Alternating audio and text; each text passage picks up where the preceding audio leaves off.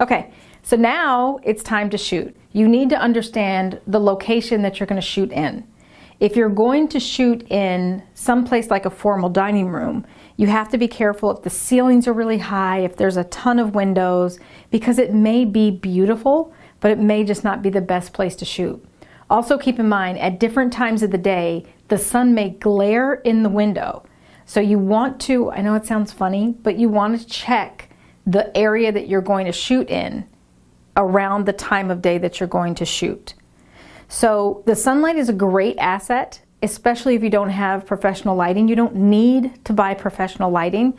Just go into a room that has great light. Now that you've figured all that out and you're ready to shoot, I'm going to walk you through how I would actually go through this process myself. What we're going to do is we are going to take, remember the smartphone tripod? And this is the Manfrotto one that I said sounds very Italian, is awesome. This could sit on a desk with our smartphone in it. But remember these little latches and these little legs that I have, I'm actually going to use the same tripod and I'm going to extend it high enough that it will be used for my shoot.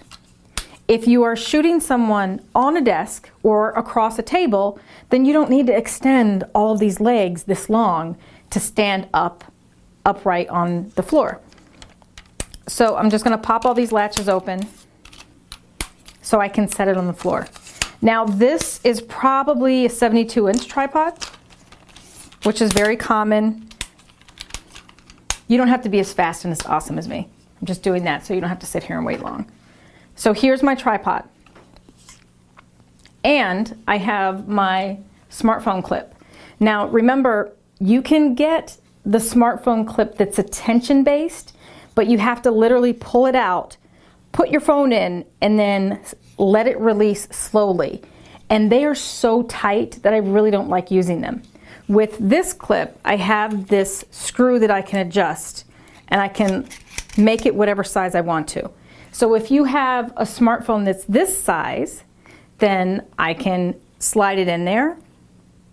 I can adjust it to whatever size actually holds the phone, and I can tighten it. What I also like about this clip is this is vertical, horizontal. This is horizontal. If I want to shoot this way, then it'll appear on the video the same way that it would appear like a widescreen movie. Sometimes you might not want to shoot that way.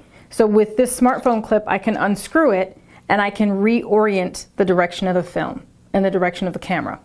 Now, if you have a choice, I would rather you shoot horizontally, because a lot of times when you try, whoop, that was tight. See, this is what happens. This wasn't my phone either. Bonnie's okay. She's okay.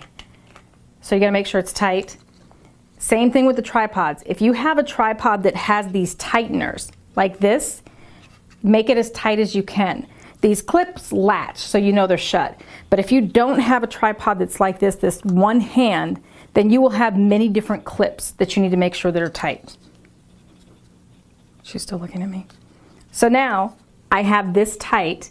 I would rather do it horizontally, because when you do it vertically like this, sometimes the computer tries to readjust it or the phone tries to readjust it. And if you have a phone that automatically rotates, it just becomes annoying. This is safe if you do it horizontally. So I need to adjust my clip so it'll lay horizontally, because this is what goes in the tripod and latches. So I'll slide my tripod I'll slide my smartphone clip in the tripod holder, and this is called a mount. And when I slide it in the mount, I lock it, and that keeps it in here. Now, this is just one example of one smartphone.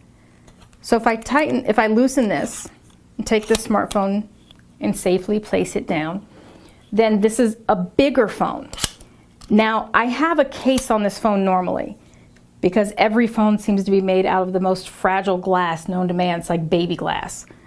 So what I'll do is I'll place this phone in here, but I take my case off because my case is just really big and bulky. So even though I'm using this clip, it's a lot bigger and it still fits the same phone. So I'd have to do the same thing to tighten it, make sure it's safe, and then I would be ready to shoot. Now, if you're using a smartphone to shoot, you have to look at the frame to see what's in frame. In the room that we're in, there's a plain white wall. So there's nothing that's going to be in our way that's distracting. But if you're doing it in the living room and there happens to be a velvet Elvis photo above your living room sofa, you could have someone that you're talking to that's the most compelling story that you've ever heard, but my God, they keep looking at the Elvis photo. So you just want to make sure that there's nothing in the room that's distracting by just figuring out where they're going to sit. And you could have decorations. It could be a bowl that happens to look like the fruit is on their head. So just look at the background of where you're going to shoot. And it seems like a lot, but you just need to make sure the lighting's going to be okay, the location is going to be okay, and what you see on the phone when you're filming is just simple and plain and not too distracting. If you have a lot of stuff going on and it's really busy, then you can zoom in on the person's face and get really close up to kind of get all of the background stuff out. But if you zoom in too close, you could only see their face and not see their body motions. If you zoom out too far, you couldn't see their face and not see any expression or not see any emotion. So you just want to test and make sure that you have what you want to see within the frame. And you don't want your head to be cut off. You don't want to be like standing over here. I did that on purpose. So you want to make sure that every person or everything that you want to get is within the vision of the frame. It's just like a frame of a picture. So figure that out and just do a test run. You can do it with yourself or you can have your dog. Just figure out where you're going to be, the lighting, and what's in the area. Now, I have it's uneven. It's hard with tripods sometimes because it looks like it's all even, but it's not. But it is. I actually had two of the legs were close like this and they weren't fully extended. So just play with it and check and make sure now it's even. So again, with this tripod, I love, love, love this tripod.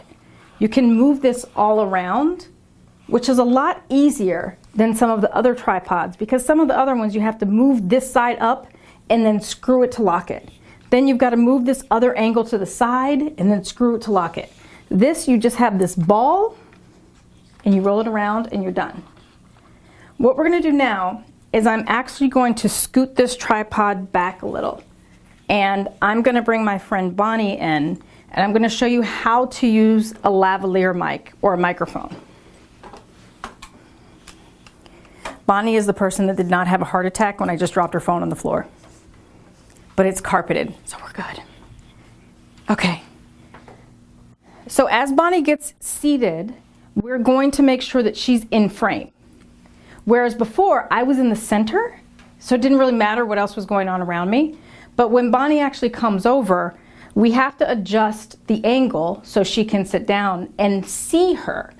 And if Bonnie is seated and we're going to do something seated, figure out if you're going to stand up or if you're going to sit down.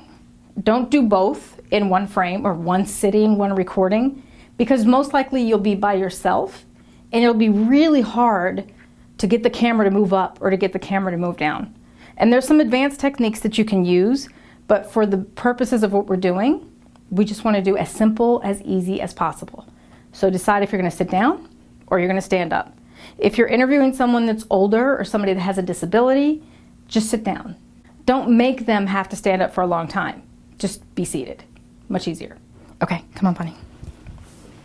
Okay, hello, everybody. So what we're going to do, now this is a fancy lavalier mic. You probably don't need this, and you don't need to buy this. You just need to buy the cheap $20 mic, $30 mic that I told you guys. There's a Rode and Audio-Technica. But I like the button-down shirts because then I don't have to get frisky with people. I can just put a mic on, and then we don't have to worry about running a wire up. So you can see in my shirt, I don't have anything to clip it to. I have to clip it to my outside shirt or the top of my shirt.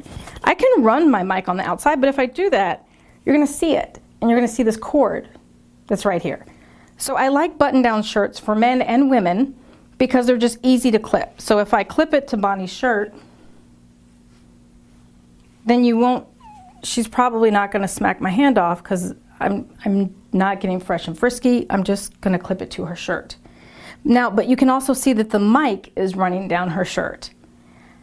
Another option that you have, and especially if you're doing this for people, is to kind of run it behind them and clip it that way. You have to be careful if you're going to clip it inside the shirt because you can see Bonnie has a beautiful necklace on and she can move and that can bump against the microphone. You wouldn't see it and you wouldn't know until after the fact when you listen to the video. And if this is a limited time that you have with this person, you don't want to have to get them back because their necklace was hitting the microphone. So it's safe to have it on the outside, or you just want to make sure if you have it on the inside that it doesn't hit anything. Now these microphones have something that's super cool. And you're going to hear it. You'll hear like all this moving around. It's got this little clip. Oh, that's Bonnie's mic. Can you hold that? Sorry. It's got this little clip right here. This clip prevents it from bumping my skin. Not all the mics have this. The Audio-Technica and the Rode actually just has a little extension on the clip. So it shouldn't hit your skin on the clip. Can you see it? See the clip? It's hard to see. It just stops your mic from hitting your skin. So that makes it a little bit easier, but not all the mics, not every single mic has that. Now, when you're mic'd up, you want to do a sound check.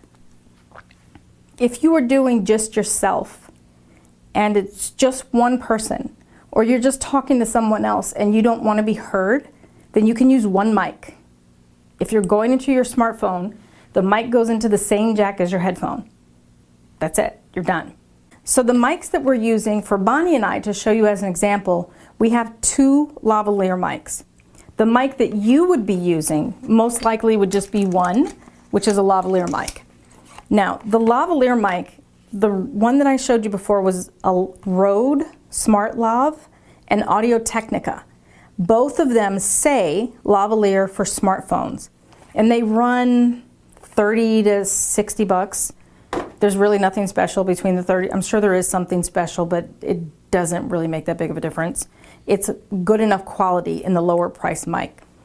Your microphone will go into your headphone jack on your smartphone. If it was just Bonnie, I would have my smartphone with the mic that Bonnie's going to talk to in my smartphone. That means when I talk to Bonnie, you just hear what Bonnie says. You'll hear me, but you'll hear me faintly. But if I'm going to have two people that I'm going to have a back and forth conversation, or I need to help the person speak, or I need to encourage them or remind them of something, then you might want to hear what I say and what the subject is saying. So if that's the case, you would have a setup like Bonnie and I, where you have two microphones. What happens then is you actually have two little microphones and it goes into an adapter, but it still goes into your smartphone. Your smartphone is still going to be the microphone. You are still going to use a lavalier mic that's small. You don't have to use a lavalier mic. It's a better quality of sound, but you don't absolutely have to use it. If you are not going to use a microphone that's an external microphone like this, then you want to find out where your microphone is on your phone. You have a lot of little holes and little jacks and little slots for stuff. You can Google iPhone 6, where is my mic? And most likely Google or whatever search engine will say your mic is right here. So if you're not going to use a lavalier mic, you want to make sure that the microphone is facing the person, if it can, the same direction of the camera. But if you are using a single microphone, which is just one, and you are using two microphones, then you always want to do a sound check. There may be interference. You could have a computer, you could have another phone that might make a humming noise.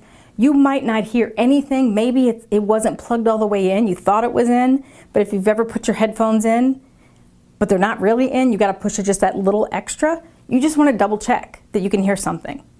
To do a microphone check, you literally just say something. You press the record button and you can say whatever you want to. What I also do when I do a mic check is I tap the mic or just move my finger over it.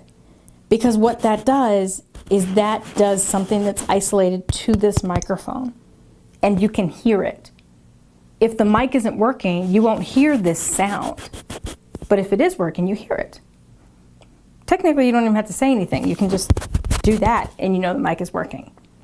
So that's it. We went through the lighting, the location, where you can shoot, watch out for the sun. It's just a glare. If the glare comes in the window, my sister would say, oh my God, it's blinding. But you want to make sure you can see their face because that glare, you won't be able to see anything. They'll be standing in the shadow. And you want to have your tripod ready. You want to play around with the smartphone and play around with the clip and getting it secure. Just like me, I do this all the time and I drop the phone. That's very common. But you don't want to do that when you've taken your phone case off and you have a tile floor. Because that would be good. That would be broken. And that would be a new phone or a deductible, which is almost as expensive as a new phone. And then the biggest thing is sound and making sure that you can hear people. Because even if you don't see them, or even if you can't see the details in their face, you can still hear what they're saying. And we can do that with just doing a simple mic check. And so how close do you want to get? You can go, does it matter how far away? So you should be about 5 to 6 inches away. And be careful for women with the jewelry and the big clunky necklaces because that will make sounds and you'll hear things hit against it. And you won't know it until you see the video and you try to edit it, and it'll be really hard to get rid of certain sounds. And sometimes you can't get rid of them. And it doesn't really matter if it's not professional quality and you're just doing it to capture your story, it's fine.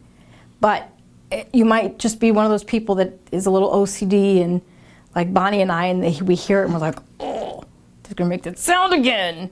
So if you don't want that, you just want to double check and make sure that it's not too close, or it's not rubbing against your skin, or it's not hitting a necklace, because you can't edit that out easily. It's hard for me to edit it out, and I've done a lot of mistakes, and it's still hard. I've also recorded people for a half an hour and then realized there was a problem, and then I didn't do a sound check. And so it's best to take 30 seconds and do it. That's all it takes is 30 seconds to check your sound. And you can figure it out. If you don't hear it, just make sure the mic is plugged all the way in. If you don't hear it, your batteries might be dead and your microphone. There's all these little simple things. I'll create something below the comments, below this course. Look below the course and Yeah. find. So you know what I'll do? I'll put a list of things that might be the most common problems with sound, and you can just print that checklist so you kind of check the things that might be a problem. And then you're done. Donezo.